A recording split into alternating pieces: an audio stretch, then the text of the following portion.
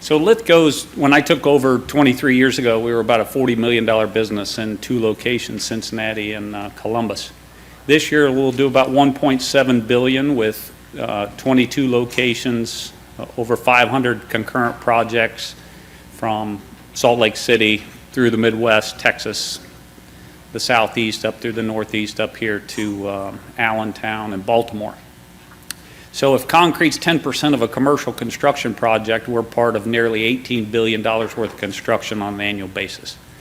We put concrete between forms as engineers and architects design them. And when we think about productivity, we really think about 3 tenets. We think about the first tenet is around human capacity, the abundance of the human capability, and we think about engagement of our coworkers via process and information.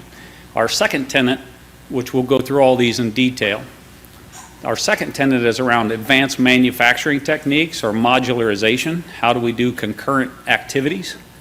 And the third one is really a supply chain view of how we eliminate duplicate work. All of these tenets have a heavy technology focus, but we'll show you the technology, but instead of thinking just about the technology, I want to really dial into these 3 tenets and understand the ultimate productivity that we're trying to achieve from these. This first one around engaging the workforce. We believe Lithko Contracting is the top golf of concrete construction. We want to know when we pull out our 6-iron, how far do we think that'll go? As soon as we hit it, did it go the distance and loft and trajectory that we wanted it to go? Many contractors don't share their information with their coworkers down through the job. We share the entire project financial information to our teams. Not only do we provide it to them, we give them the information in advance so they can create their plans of how they intend on constructing this. Then we have RFID chips on the side of the helmet. Hard hats to helmets, which we're in that transition right now, and scan in the time and the quantity for every labor hour, cubic yard, linear foot, square foot, each, whatever that is that those teams are working on a daily basis. And by 10 o'clock the next day, they have I used a 6-iron. I wanted it to go, I don't golf, 160 yards. It went 140. What adjustment do I make? Do I grab a 5-iron or do I change my swing? Many times contractors have their folks out there hitting golf balls for a day, a week, a month, sometimes the whole length of the job, and they never know where the golf ball goes. We really focus in on engagement. When we think about engagement, it's not foosball tables and espresso machines. It is engaging people with the information, tools, and resources they need to do their job. Getting this information in the hands of the people to create their plans, to author their plan at the project level, at the phase level, and at the activity level. So you'll see cost reports like this that have it down at that detail on a daily basis. We have logs, so when we think about concrete, it's not only cubic yards per hour, it's also yield. If we have 300 linear foot of strip footing, and it's supposed to be 12 by 12, did we rent a hoe with a 16-inch bucket on it? How much concrete did we put in the hole? So we think about yield as well as productivity. So there's multiple variables around that productivity. We have equipment damage logs where we're tracking, we're an asset-light approach to our business. We partner with the Sunbelts and Uniteds, because we're so disparate across the country, we partner with their supply chain to bring us the right equipment at the right time. And we track the utilization of the equipment, damage to the equipment, and we provide that to the teams on a daily basis. Safety incidents, we push those down and make folks aware on a daily basis. We have what we call DPP books, daily preparation process, where we have built tools, and some of them are very rudimentary. They're just tools that have key questions that we're asking about. What are we intending on doing today? What are the hazards that are out there? What is our approach? Have we thought through workstations? Have we thought through how we're going to organize and shake out the materials to the job site on a daily basis? This is done between our field leads and project leads the night before, so that when we get there, we have our nail stakes. We're not cutting 2x4s off our off our legs, or we have workstations set up if we need them. So when we think about the first tenet for us about productivity, it's anchored in information to the people that are authoring the plan and then getting them the feedback as quickly as possible about how are they doing against that plan. Supported by what we call world-class processes. The organization, we structure it with activities at a project level, and we have an operations level in our business that are set out to own time, to anticipate the needs of the project team.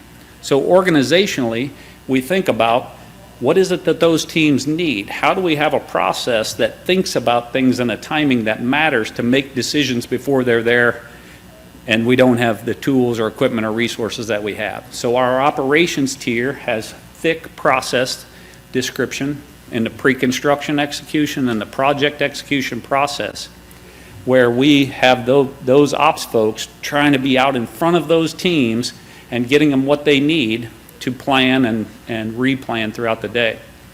You can't read the step. There's one step up there that's called a customer plan presentation. So iterations on this planning. When we first came up with it, we thought, wow, we need to have a step that asks our customer, what is it that you want out of this project? So we kind of went in with a whiteboard approach. Bad plan. We got, it's a Coke bottling plant. Don't leave Pepsi cans on the site. Like a lot of times the general contractor doesn't know what it is they need. We are the specialists. So we adjusted this plan over time and said, you know what, our customer plan presentation needs to take all the information, just like our teams, all the information we've been given, scope, specs, schedules, we've agreed on a price, we've got contract language. Let's put together our plan of what we intend on doing and present that plan to the customer. Present that to them and get their feedback on that before we start the work, before we put the first hoe in the ground. And you'd be amazed at how many times, man, it'd really be helpful instead of starting in the northwest corner, if you could start in the northeast corner, or instead of starting here, start there. So this operations tier is constantly working to try and get out in front of the needs of the project tier. So human engagement where it matters. This operations tier is a tough thing to construct because the industry wants to value roles and create hierarchy of just experience of the same thing. So we have assistant project managers, senior project managers, project executives, which is just another name for a more advanced project manager, and then 3 other titles that are all the same, actually the same activity. Instead of saying, what's the difference in activity of a project tier role and an operations tier role?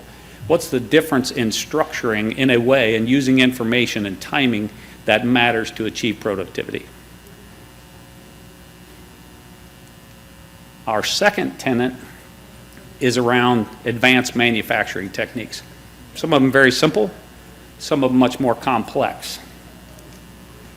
Some of the more simple ones are tilt panels, the reveal, having the panel books, sending the designs to a lumber yard that has a CNC machine and pre-cut all of the wood, and then bring it out bundled in order by the way we're going to form those panels, so that all the wood is pre-cut and brought to site.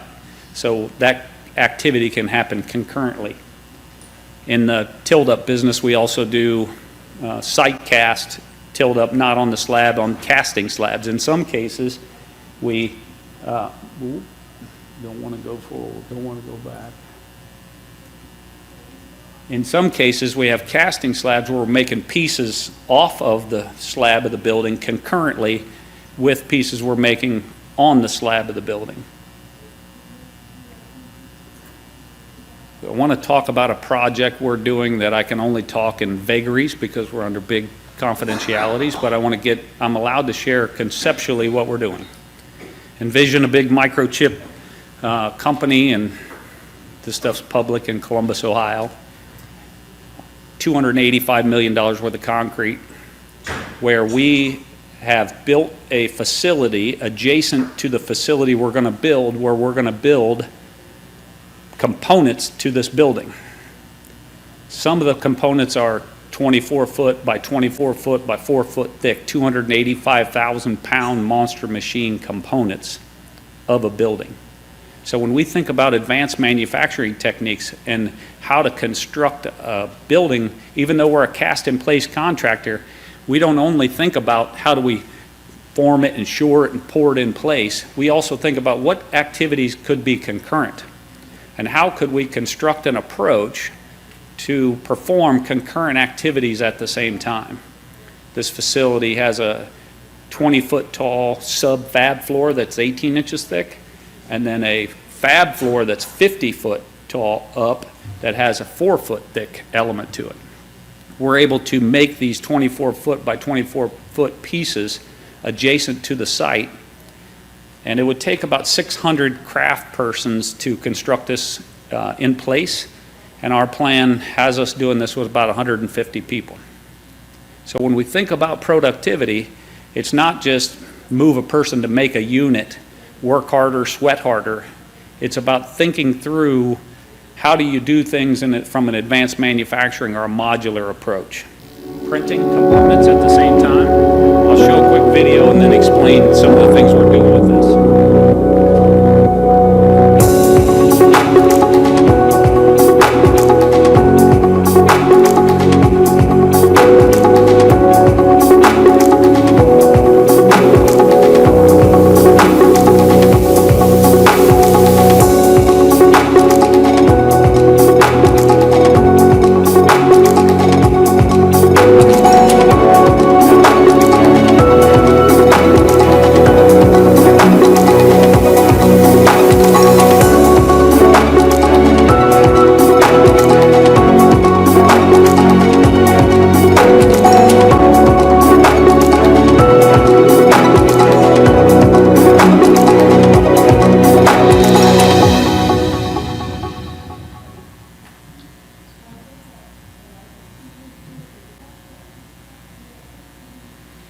This is our facility out in Salt Lake City, and we have a couple, 3 tenants. I like 3, so we have 3 tenants to that as well. We have landscape architecture, and then architectural concrete and structural concrete. So we're thinking about these from kind of 3 approaches.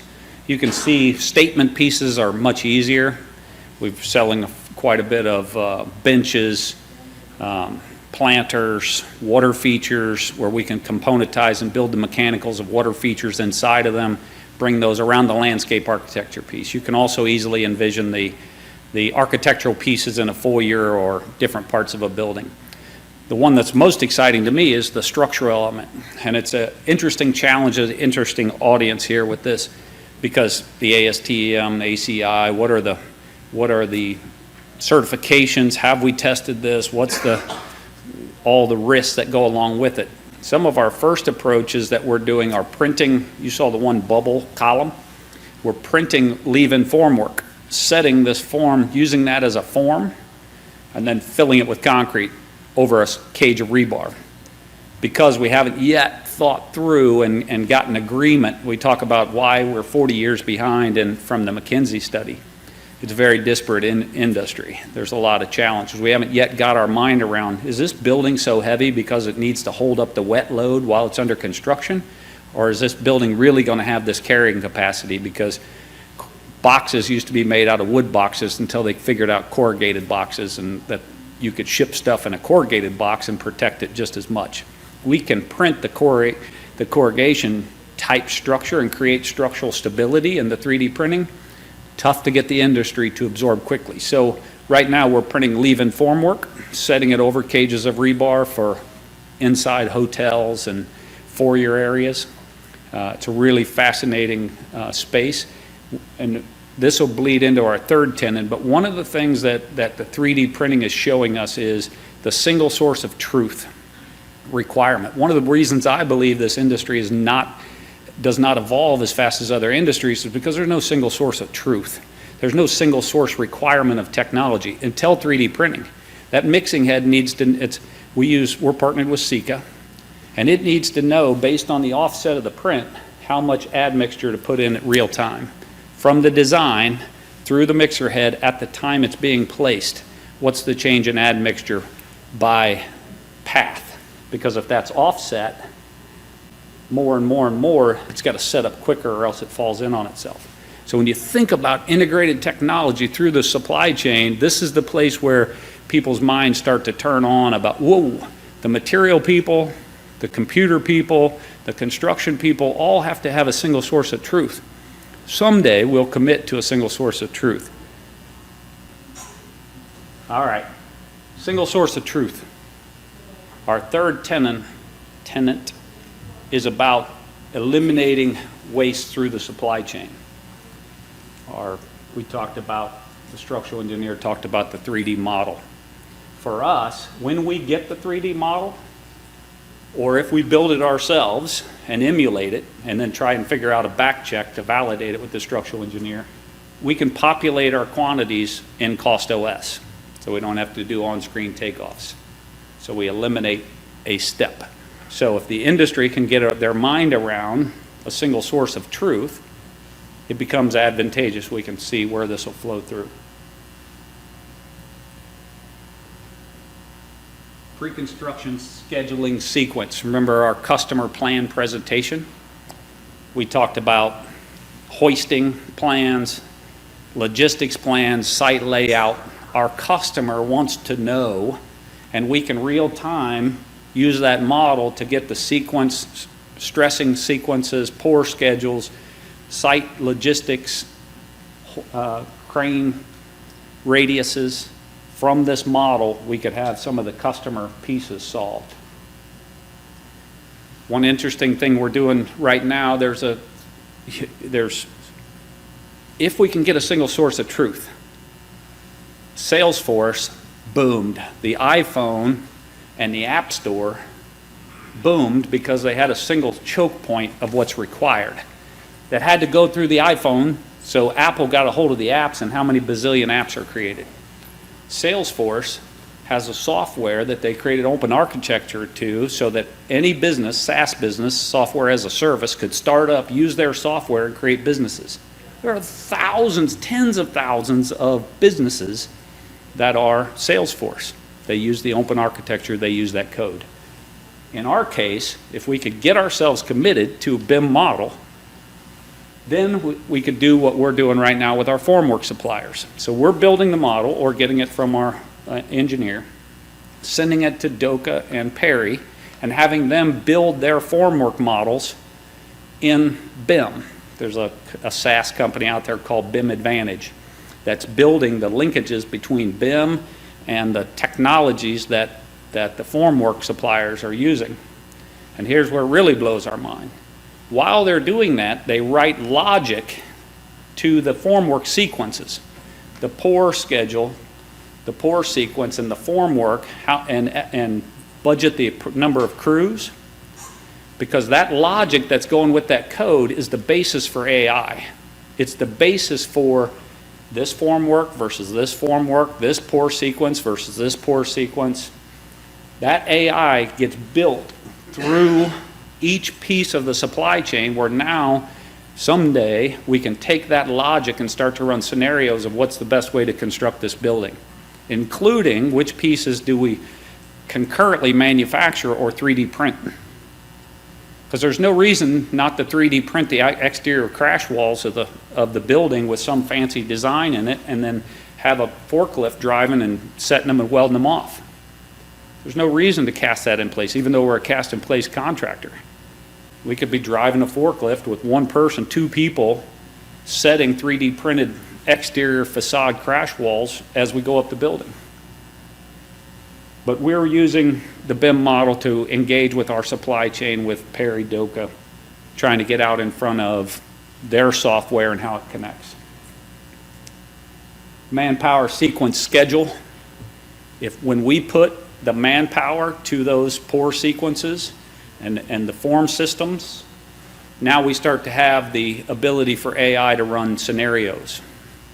Start to have the ability to run scenarios of which way is the best way to pour this. Well, customer, here's the constraint. You want us to start there? Well, here's the implication. Give me this modeler, BIM person, give me 20 seconds to run that scenario and tell you why and what that's going to cost you in the customer plan presentation right in front of them.